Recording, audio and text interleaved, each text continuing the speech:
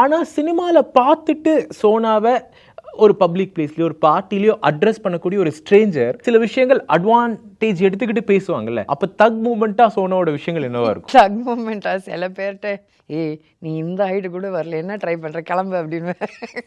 Okay, ஹைட்டே எங்க ப்ராப்ளமா இருக்கா? அது ஒரு மாதிரி நக்கலா சொல்வேன். Second thing is see man approaching a woman is not a தப்புங்க.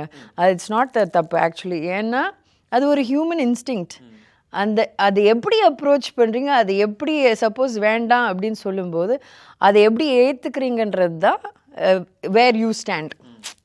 ஓகே, டீசெண்டான ஆள் அவர் ஒரு மனுஷனா ட்ரை பண்ணி வேண்டாம்னா விட்டுருங்க, அவ்வளோதான். So that I was very clear.